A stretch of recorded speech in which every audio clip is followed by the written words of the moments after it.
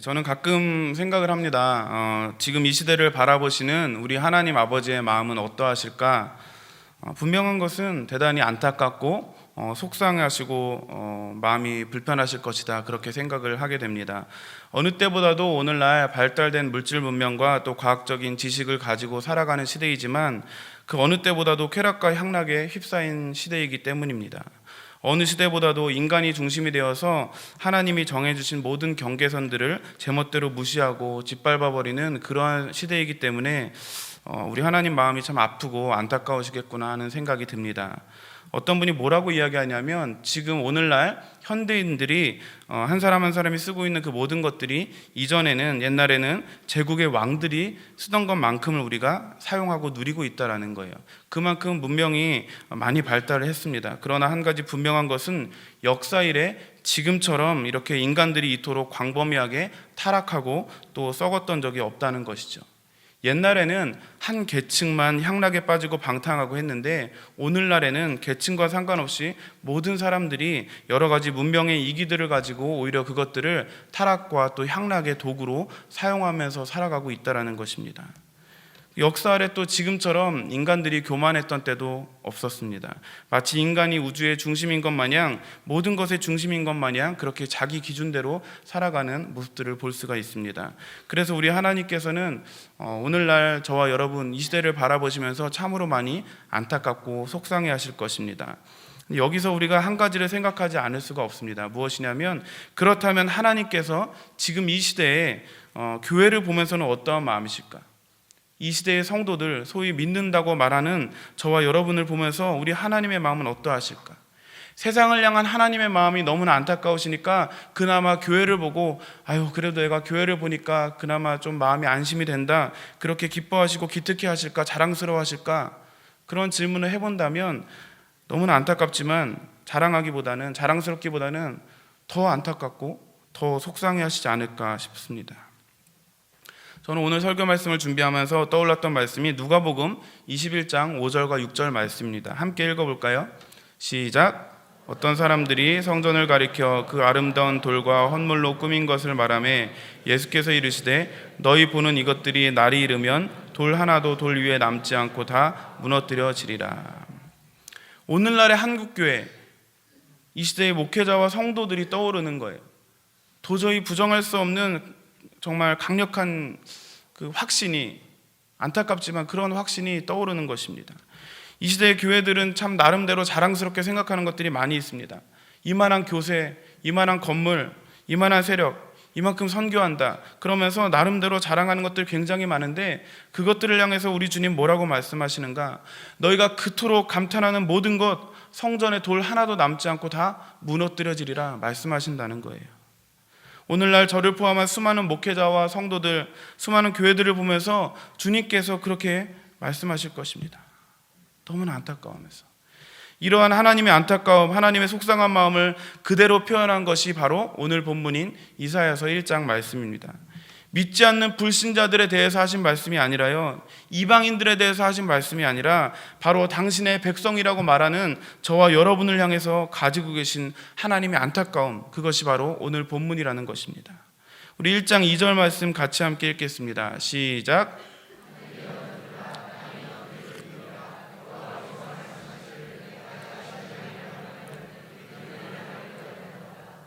여러분, 이 표현 속에 절절히 드러나고 있는 우리 하나님 아버지의 안타까운 마음을 느끼실 수 있겠습니까? 하늘이여 들으라, 땅이여 귀를 기울이라. 얼마나 가슴이 아프고 얼마나 답답하시면 이런 표현을 쓰셨겠어요. 내가 자식을 양육하였거늘 그들이 나를 거역하였도다. 자식을 키우면서 자식 때문에 가슴앓이를 해보신 분들은 이 말이 무슨 뜻인지를 아실 거예요. 오죽하면 하늘이여 들으라고, 땅이여 귀를 기울이라고 그렇게 말씀하셨을까? 이것이 바로 하나님의 마음이라는 것입니다. 이런 하나님의 안타까운 마음은요, 이 뒤에도 계속해서 이어지고 있어요. 3절에 보시면, 소는 그 임자를 알고 나귀는 주인의 구유를 알건만은 이스라엘은 알지 못하고 나의 백성은 깨닫지 못하는도다 하셨도다. 4절에 슬프다, 5절에 너희가 어찌하여, 13절에 내가 견디지 못하겠노라, 14절에 곤비하였노라. 여러분, 전능자인 하나님께서 못 견디시겠다는 거예요. 전능자이신 하나님께서 곤비하다, 피곤하다 말씀하시는 거예요. 참을 수가 없다라는 것입니다. 답답한 가운데 견딜 수 없는 하나님의 마음이 그대로 표현되고 있는 것입니다. 이런 하나님 아버지의 마음이 이사야서 전반에 걸쳐서 쭉 드러나고 있어요. 여러분, 이사야서는요, 구약에 나오는 17권의 예언서 중에서도 가장 으뜸이 되는 대표적인 예언서라고들 이야기를 합니다. 그것은 이사야서가 가장 오래된 성경 사본이라던가 가장 예언서 중에 분량이 많기 때문에 그런 것은 아니에요. 바로 이사야서가 말해주고 있는 그 메시지가 예언자들의 모든 메시지를 가장 포괄적으로 그리고 대표적으로 가장 잘 담고 있기 때문에 으뜸이 되는 예언서다, 그렇게 말하는 것입니다. 여러분, 예언이 뭡니까? 예언은 점쟁이가 앞날을 이야기하듯이 그렇게 앞으로 될 일을 미리 말하는 게 절대 아니에요. 예언이라고 할 때 한자로 그 예자는 미리 예자가 아니라 맡길 예자입니다. 여러분, 하나님께서 그 하나님의 마음, 우리에게 하시고자 싶어 하시는 그 마음을 선지자들에게 맡기셔서 그들을 통하여 선포하게 하신 것, 그것이 바로 예언서라는 것입니다. 우리 하나님의 섭리와 계획과 바람이 무엇인지를 보여주는 것이 바로 예언이라는 것입니다. 그래서 선지자 이사야는 이사야서를 쓰면서 가장 먼저 이 하나님의 안타까움을 우리에게 말씀하고 있는 것입니다. 왜냐하면 지금 하나님의 마음이 그렇게 너무나 안타까우시니까, 아프시니까 그 시대의 백성들을 향한 주님의 지금 가장 안타까운 그 마음을 어떻게든지 표현해야 되기 때문에 하나님께서 그들에게 이사야에게 맡겨주신 그 말씀을 우리에게 이사야서를 통해서 증거하고 있는 것입니다. 여러분, 그런데 한글 성경에는 이 이사야서를 성경책을 보시면 빽빽하게 글씨가 쓰여져 있어요. 여러분, 시편은 성경이 이렇게 약간 들여쓰기처럼 시처럼 보기에도, 눈으로 보기에도 이렇게 좀 나와 여백이 많이 있잖아요. 이사야서는 한글 성경에는 빽빽하게 있는데 원래 히브리어 성경이나 영어 성경에 보면 시편처럼 그렇게 좀 단락이 여백이 보여지는 모습으로 성경에 나와 있습니다. 그래서 아까 제가 스캔해서 한번 이미지를 준비했는데 한번 보여주시겠어요? 예. 보시면 이사야서 왼쪽에 있는 거는 히브리어 성경이거든요. 오른쪽에는 영어 성경 두 가지 버전이. 우리나라 성경처럼 빽빽하게 글씨가 있지 않고 시처럼 그렇게 되어 있죠. 예, 뭐 읽지는 못하셔도 됩니다. 저도 잘 모릅니다. 예, 근데 여기서 한 가지만 아시면 되는 거예요. 한글 성경처럼 빽빽하게 그냥 따다다다 글이 있는 것이 아니라 이 이사야서는 우리를 향한 하나님의 안타까움의 그 애가라는 거예요. 안타까움의 시로 표현되어 있는 거예요. 그래서 여러분, 우리가 이 예언서를 읽을 때 우리를 바라보시는 하나님의 그 안타까워하는 그 마음을 여러분이 이사야서를 읽어 나가실 때 좀 그 마음을 느끼면서 말씀을 묵상하시고 읽어 나가시면 말씀을 묵상하실 때 그 깊이가 달라지실 것입니다. 여러분, 오늘 이 말씀을 우리 가운데 나누게 하신 까닭은 바로 이 시대를 바라보시는 우리 하나님 아버지의 마음이 이사야 당시 때처럼 너무나 안타까우시기 때문에, 그래서 오늘 우리들에게 이 말씀을 나누려고 하신 줄로 믿습니다. 사랑하는 여러분, 성도로 살아가면서요, 이방인도 아니고 불신자도 아니고 믿는 자로 살아가면서 하나님의 자녀, 하나님의 백성, 하나님의 사람, 그리스도인이라는 이름을 가지고 살아가면서 우리가 절대로 해서는 안 되는 것, 절대로 들어가서는 안 되는 상태, 그건 바로 뭐냐? 우리 하나님의 마음을 안타깝게 만들어드리는 거예요. 나를 바라보시는 하나님의 마음이 안타까우시다면, 우리 가정과 우리 교회를 바라보시는 하나님의 마음이 안타까우시다면 그건 정말로 있어서도 안 되는 일이에요. 어떠한 경우에도 우리는 하나님 아버지의 마음을 안타깝게 드려서는 안 된다는 것입니다. 자, 그러면 우리 하나님의 마음은 도대체 어떠할 때에 안타까우신 것인가? 우리가 그걸 알아야겠죠. 너무나 많은 분들이 이걸 몰라요. 자기가 하나님 마음을 그렇게 안타깝게 하고 있다는 것 자체를 몰라요. 나는 아니라고 착각을 합니다. 때로는 알면서도 무시합니다. 그래서 알 필요가 있어요.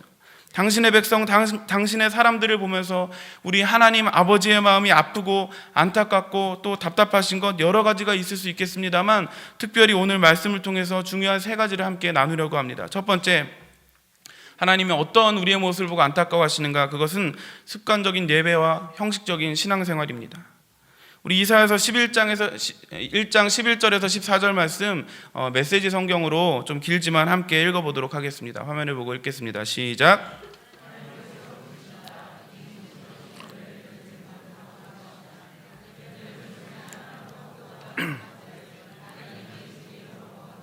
황소 어린 양 염소들의 피도 지겹다. 대체 어디서 배워먹은 짓들이냐? 누가 내 앞에서 이리저리 뛰어다니고 이 짓 저 짓 벌이며 예배 장소에서 이렇듯 소란을 피우라고 가르치더냐? 예배 신용놀이 이제 그만 집어치워라. 가짜는 경건노름 더 이상 참아줄 수가 없다. 달마다 열리는 회합, 주마다 돌아오는 안식일, 갖가지 특별 모임, 더는 못 참겠다. 이런저런 목적의 집회들 난 싫다. 정말 신물이 난다. 죄는 죄대로 지으면서 경건을 떠버린 너희가 지겹다. 여러분, 우리 하나님의 마음을 안타깝고 속상하게 하는 것 중에 한 가지, 그것은 그의 자녀가 예배를 드리기는 드리지만, 봉사한다고 섬긴다고 사역한다고는 하지만, 신앙생활을 한다고 하지만 마음을 들이지 않고 중심을 들이지 않고 삶이 전혀 달라지지 않는 것입니다. 이것처럼 우리 하나님의 마음을 비참하게 만드는 것이 없고요, 이것처럼 우리 하나님께서 혐오하시는 것이 없습니다. 이것처럼 하나님의 마음을 아프시게 해드리는 것이 없어요. 이것은 하나님을 향한 기만입니다. 여러분, 20세기의 성자라고 하는 독일의 신학자이자 루터교 목사였던 디트리 보네포 목사님께서 1930년대 당시 독일 교회들마저도 히틀러를 추종하고 따라가고 있을 때 목회자 후보생들에게 마태복음 5장에서 7장에 나오는 산상수훈 말씀을 가지고 강의했던 내용이 책으로 출판되었는데, 그게 바로 나를 따르라라는 책입니다. 원래 영어 제목대로 번역을 해보면 제자도의 대가, 이렇게 말할 수 있는데요, 이 책은 그의 저서들 중에서도 다른 나라의 언어로 가장 많이 번역이 되고 최고의 판매 부수를 자랑하고 있습니다. 그런데 그 책에서 신앙에 대해서 이야기를 하는데, 특별히 가짜 신앙, 잘못된 신앙, 껍질만 있는 신앙을 아주 통렬하게 비난을 하면서 진정한 제자로 살아갈 것을 권면하고 있습니다. 그런데 그 책에 보면 이런 말씀이 나옵니다. 값싼 은혜는 회개 없이도 죄를 용서하는 설교요, 공동체 훈련도 없이 베푸는 세례요, 죄의 고백도 없이 참여하는 성만찬이요, 인격적인 참여 없는 면죄의 확인입니다. 순종 없는 은혜, 십자가 없는 은혜, 살아계시고 인간이 되신 예수 그리스도가 없는 은혜, 이것이 값싼 은혜입니다. 무섭게 질타했어요. 여러분, 이것은요, 히틀러 당시의 독일 교회에게만 해당되는 말씀은 아닙니다. 우리에게도 해당되는 말씀이겠죠. 저는 정말 안타까웠던 것이, 이 책을 읽으면서 계속해서 이 시대의 교회, 이 시대의 목회자, 이 시대의 성도들의 모습이 너무나도 분명하게 떠오르는 거예요. 그때만 그런 교회가 있는 것이 아니라, 그때만 그런 성도가 있는 것이 아니라 오늘 지금도 그렇다는 것입니다. 죄의 고백도 없이 참여하는 성만찬, 습관적으로 빵을 먹고 포도주를 마시죠. 그냥 하는 거예요. 죄의 고백도 없는 성만찬. 비슷한 것이 뭡니까? 마음에 고백도 담기지 않은 채 부르는 찬양, 중심도 담지 않은 사랑의 고백, 얼마나 기만이에요. 찬양하면서 두 손 들고 눈 감고 주님을 사랑한다고 말은 하지만 그 마음에 전혀 고백이 담겨져 있지 않은 거예요. 그런 찬양을 들으시는 하나님의 마음이 얼마나 아프시겠냐 하는 것이죠. 믿지도 않으면서 그냥 말하는 믿음의 선포, 습관적으로 터져나오는 아멘처럼, 그런 것처럼 그렇게 우리도 찬양하고 고백도 하고 선포도 하면서 살아가고 있지 않냐는 것입니다. 그게 정말 우리 하나님의 마음을 아프게 하고 때로는 비참하게까지 만드는 것이라는 것입니다. 저는 정말 충격받았어요. 하나님이 뭐라고까지 말씀하시는가? 아까 읽은 말씀에 보면 나는 너희들의 그런 어떤 고백을 듣는 게 신물이 난다, 지겹다는 거예요. 전능하시고 사랑과 은혜가 한량없으신 하나님과는 도저히 어울리지 않는 표현이잖아요. 근데 그런 표현까지 쓰시는 거예요. 아주 못 견디시겠다는 거예요. 지겹다는 거예요. 여러분, 저도 여러분도 정말 형식적으로 믿지 않기를 바랍니다. 우리 제발 습관적으로 신앙생활 하지 마시자고요. 그냥 멍하니 와서 때우는 예배 드리지 말자고요. 가끔 이렇게 말씀하시는 분들이 있어요. 그래도 예배 드리러 와야지. 졸아도 딴 생각해도 교회 와서 예배 드리면서 졸고 딴 생각하는 게 낫지 않냐? 맞아요. 그렇죠. 졸아도 딴 생각해도 교회 와서 그러는 게 낫지. 하지만 여러분, 그 말이 절대로 교회 와서 졸라는 말은 아니잖아요. 교회 와서 딴 생각해도 된다는 말은 아니잖아요. 정말 하나님을 더 이상 기만하지 말고 모독하지 않기를 바랍니다. 형식적이고 습관적인 그 마음이 담겨져 있지 않은 예배는요, 우리 하나님을 지치게 하고 신물나게 하는 것이고 그분의 마음을 정말로 안타깝게 하는 것이라는 것을 기억하시기를 바랍니다. 이것이 우리 하나님의 안타까운 첫 번째입니다. 자, 두 번째는 회개 없는 신앙생활입니다. 하나님께 그렇게 맞으면서도 회개하지 않는 것, 이것이 우리 하나님을 정말 안타깝게 한다는 거예요. 우리 5절과 6절 말씀 메시지 성경으로 함께 읽겠습니다. 시작.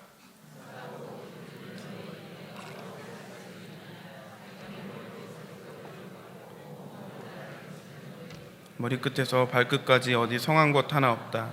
온몸이 상처와 멍, 고름 흐르는 종기로 뒤덮였는데 치료도 받지 못하고 씻지도 못하고 붕대도 감지 못했다. 여러분, 고통당하고 또 어려움 당하고 몸이 아프고 힘든 것이 무조건 다 하나님께 맞아서 회개할 거리라고 그렇게 하는 뜻은 아닙니다. 사실 조심스럽습니다. 우리 가운데 고통당하고 어려운 일을 당하는 분들이 많이 계시죠. 그분들이 다 죄를 지었기 때문에 죄의 결과로 회개할 것이 많아서 당한다, 그렇게 이해하시면 그것은 옳지 않습니다. 여러 가지 이유로 그런 일들이 올 수 있습니다. 하지만 분명한 건 뭐냐, 하나님 앞에 뭔가 문제가 있고 그렇기 때문에 하나님이 지쳐서 아프고 힘들고 고통스러워하시는 그런 일들을 우리에게 주실 수가 있다는 것이죠. 그런데 만일 하나님이 그렇게 치셔서 우리가 힘들게 되고 혼나게 되고 어려움을 겪게 되었다고 한다면요, 하나님께서 회개하라는 사인으로 주신 것이라면요, 무조건 하나님 앞에 나와서 통회하고 자복하고 회개하고 살려달라고 부르짖는 것이 맞는 것 아니겠어요? 그런데 우리는요, 버틴다고요. 강팍해집니다. 완악해지고 핑계거리를 찾고 합리화시킬 거리를 찾게 된다는 것입니다. 자기 고집을 내세운다는 거예요. 바로 이것이 어떤 것보다 우리 하나님의 마음을 안타깝게 해드리는 것이라는 거예요. 여러분 아시잖아요. 하나님이 우리를 때리실 때는요, 미워서 아프라고 때리시는 것이 아닙니다. 돌아오라고, 멈추라고 때리시는 거예요. 악행을 멈추라고, 돌이키라고. 그런데도 계속 완악하게 자기 하던 방식대로, 살아가던 방식대로 그렇게 고집부리면서 살아가게 된다면, 겨우겨우 숨돌릴만 하니까 또 그냥 하던 대로 습관대로 살아가게 된다면, 이건 정말로 우리 하나님의 마음을 아프게 해드리는 거라는 것이죠. 여러분, 제가 청소년 사역을 하면서 자녀 때문에 속을 끓는 부모님들을 참 많이 보게 됩니다. 사랑하는 자녀가 그렇게 속을 썩이고 말을 안 듣고 제멋대로 하다가 결국에는 사고를 쳐서 큰 어려움을 겪게 돼서 너무나 힘들고 아픈 일을 겪게 되는데, 한편으로는 이걸 통해서 이제 자녀가 회개하고 하나님 앞에 돌아오겠구나, 이제 하나님이 역사하시겠구나, 변화가 있겠구나 생각을 하는데 안 달라지는 거예요. 그런 힘든 일을 겪으면서도 변화도 없고 여전히 이전에 살던 대로 똑같이 살아가는 거예요. 조금도 달라지지 않고 오히려 완악해지는 거예요. 여러분, 부모 마음이 어떻겠어요? 얼마나 답답하고 미칠 지경이겠어요. 육신의 부모도 그러한데 우리 하나님 아버지의 마음은 어떠하시겠습니까? 돌아오라고 때리시는 건데, 좀 회개하라고 치시는 건데, 경고하시는 건데 계속해서 버티고 듣지 않고 돌이키지 않고 고집부리며 그냥 나아갈 때, 그것처럼 우리 하나님 아버지의 마음을 아프시게, 속상하게, 안타깝게 하는 것이 없다는 것입니다. 여러분, 하나님 앞에서는요, 맷집이 세면 안 됩니다. 엄살이 세야죠. 제가 노하우를 알려드릴게요. 하나님이요, 때리려고 손만 드시면 무조건 잘못했다고 싹싹 비시기를 바랍니다. 하나님이 조금만 사인 보내시면 자복하고 회개하고 금식하고 막 하나님이 어떻게 더 이상 손을 쓰실 수 없게 내가 먼저 선수 치는 거예요. 버티고 고집부리고 잘난 척하면 안 됩니다. 인간의 완악함은 하나님을 정말로 안타깝게 하신다는 것을 기억하시기를 바랍니다. 자, 세 번째, 하나님의 마음을 안타깝게 해드리는 세 번째는 하나님을 향한 신뢰와 기대가 없는 그런 믿음이 우리 하나님을 정말로 안타깝게 한다는 것입니다. 우리가 하나님을 믿는다고 하는데, 하나님을 신뢰한다고 말하지만 실제로는 안 믿어요. 실제로는 믿음이 없어요. 기대가 없어요. 여러분, 이것만큼 또 우리 하나님의 마음을 안타깝게 해드리는 것이 없습니다. 우리 1장 18절 말씀 같이 함께 읽겠습니다. 시작.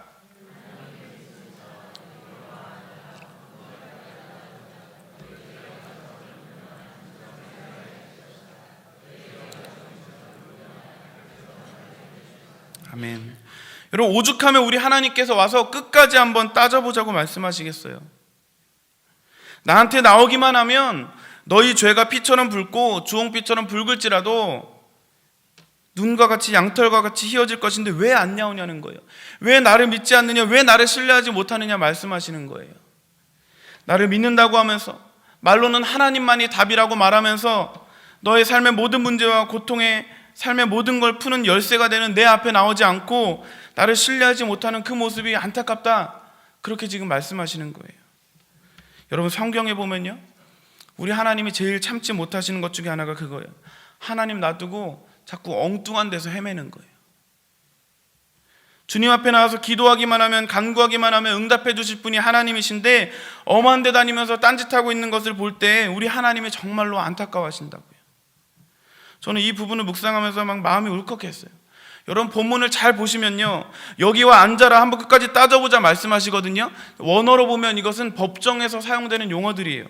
그런데 이 내용을 가만히 여러분 보시면 전혀 위압적이거나 법률적인 분위기가 아니라는 거예요. 우리가 하나님 앞에 사실은 완전히 박살나고 깨지고 혼나고 벌받을 만도 한데 한번 따져보자 하시고 강한 것처럼 그렇게 벼르고 계신 것처럼 한번 따져보자, 이리 와라 말씀하시고 나서요, 그 뒤에 뭐라고 말씀하시는지 한번 잘 보세요. 너희 죄가 피처럼 붉어도 눈처럼 새하얘질 거야. 너희 죄가 주홍빛처럼 붉어도 양털처럼 하얘질 거야. 그렇게 말씀하시면서 어떻게 해서든지 우리가 돌아오기를 간절히 애타는 마음으로 호소하시는 그 주님의 마음이 느껴지는 거예요.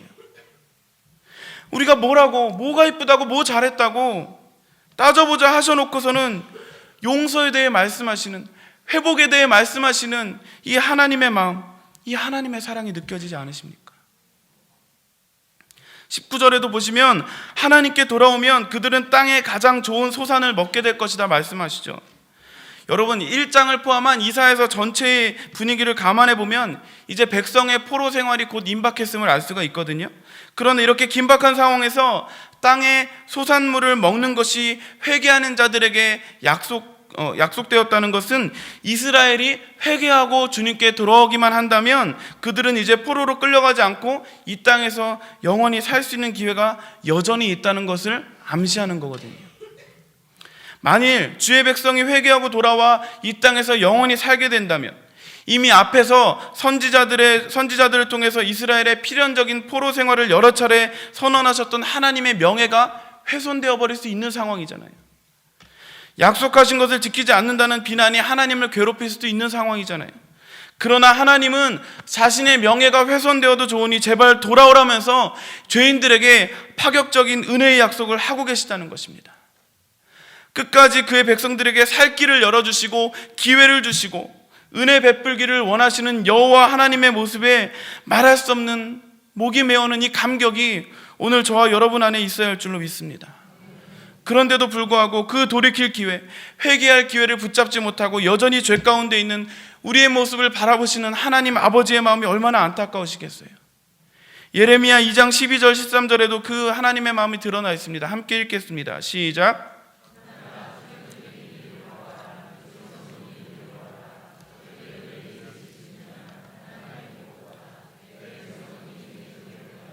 그들은 나를 버렸다. 그들은 생수가 솟는 샘인 나를 버리고 대신 땅에 물웅덩이를 팠다. 물이 새는 물웅덩이, 하수구나 다를 바 없는 물웅덩이를 팠다. 생수의 근원, 생수가 솟는 샘인 나를 버리고 저들 스스로 웅덩이를 팠는데 그건 물도 저장하지 못하는, 오히려 물이 줄줄 새는 그런 헛된 웅덩이를 파고 말았다는 것이죠. 그런 모습을 바라보시는 주님의 마음이 기가 막히고 안타깝다는 거예요.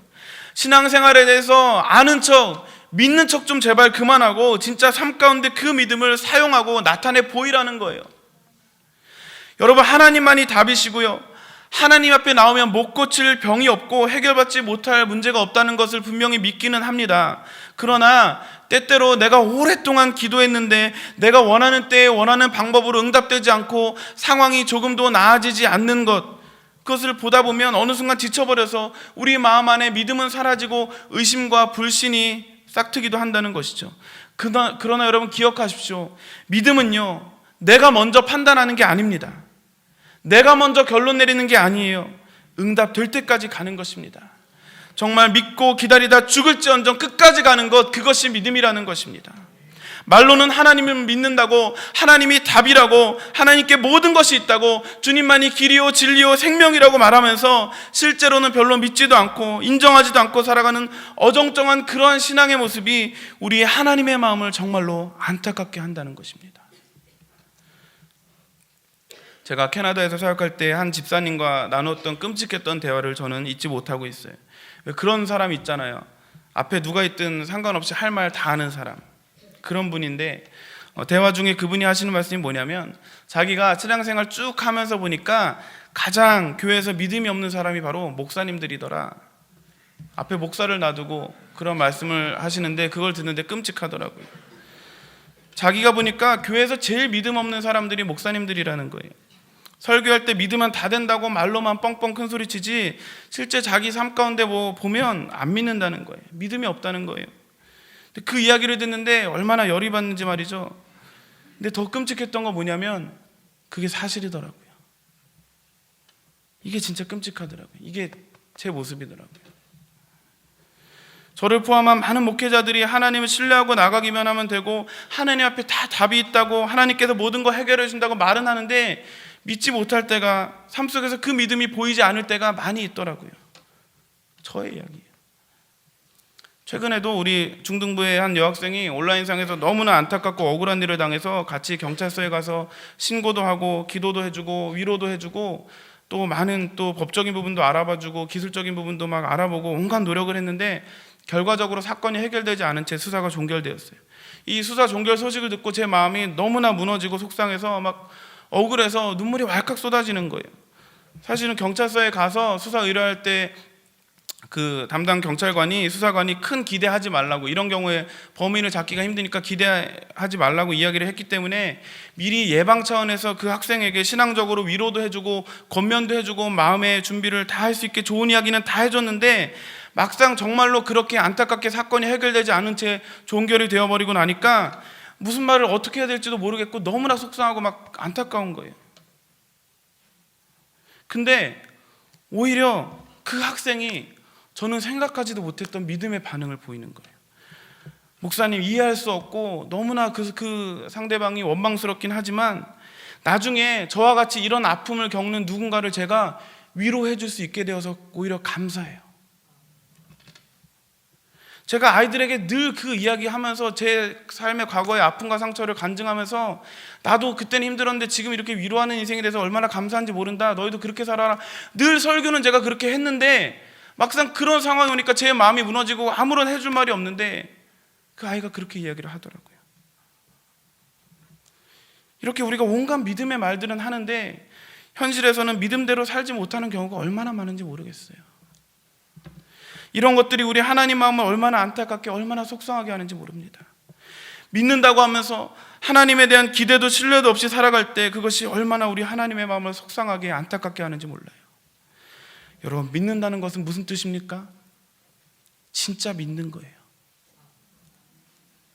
믿는다는 것은요, 정말 그분 앞에 모든 것을 내어 맡기는 것을 말하는 거예요. 죽든 말든 다 올려드리고 다 맡기는 거예요. 죽더라도 맡기고 죽는 거예요. 여러분, 오늘날 문제는 무엇입니까?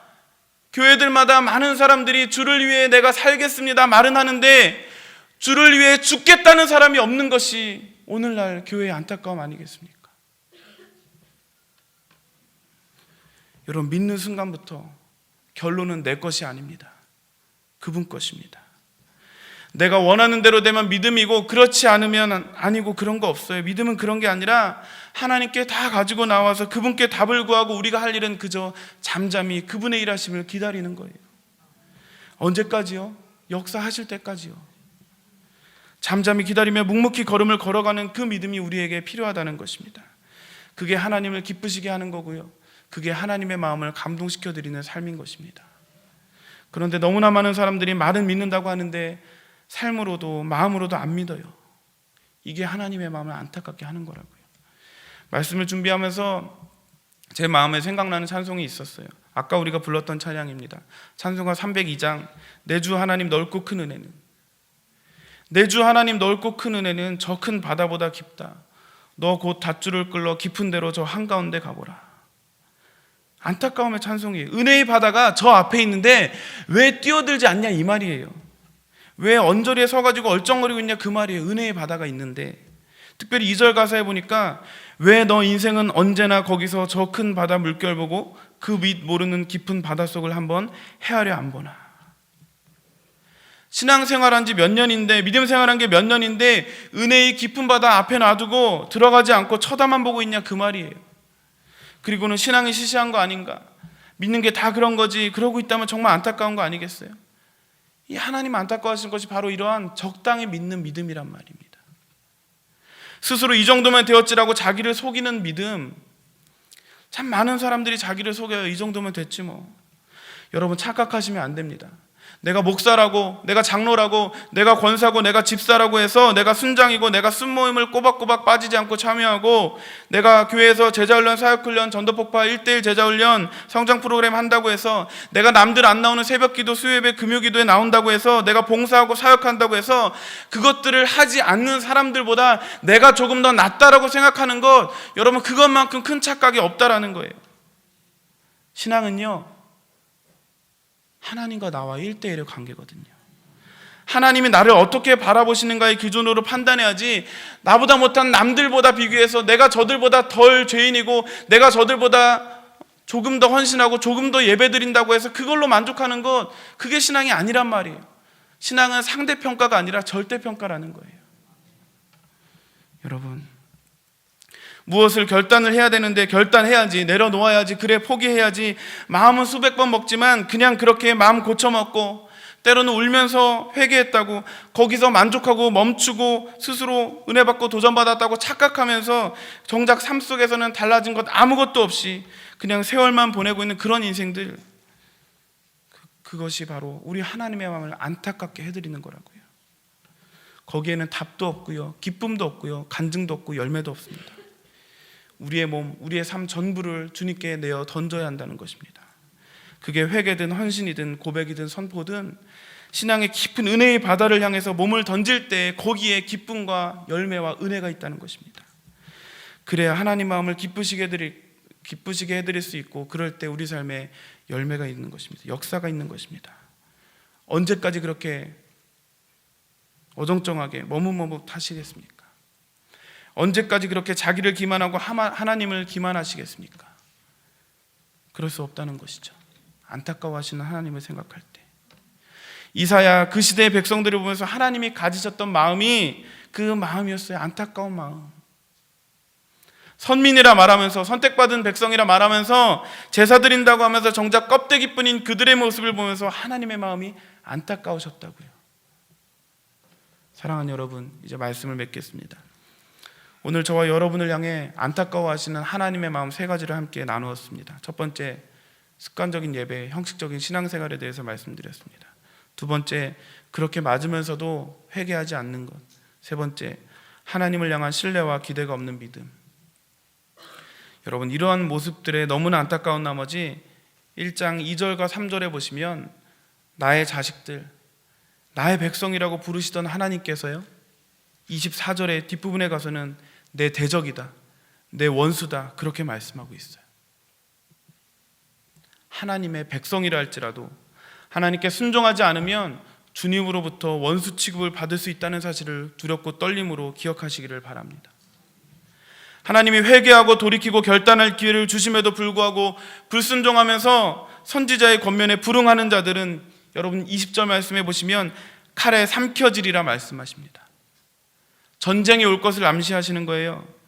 회개하고 순종하는 자에게 땅의 소산을 약속하셨던 바로 앞에 19절과 대조적이죠. 회개하고 순종해서 이 땅의 소산을 먹든지, 반역하고 불순종해서 칼에 삼킴을 당하든지, 생명 아니면 죽음 둘 중에 하나를 선택하라는 것입니다. 우리에게는 하나님을 섬기든지 거부하든지 둘 중 하나의 선택만이 가능하지 중립을 지킨다는 것은 불가능하다는 것입니다. 내가 하나님을 100% 섬기지 않는다면, 100% 믿고 신뢰하고 순종하지 않는다면, 내가 99.9% 순종한다 할지라도 하나님은 불순종이라고 말씀하시는 거예요. 적당한 믿음, 주를 향한 적당한 사랑, 적당한 헌신과 적당한 순종은요, 하나님께 모두 인정받을 수 없다는 것을 여러분 기억하시고, 하나님이 저와 여러분을 바라보실 때 그 마음에 안타까움이 아닌 기쁨의 마음이 드실 수 있기를, 그런 삶 되시기를 주님의 이름으로 축원합니다.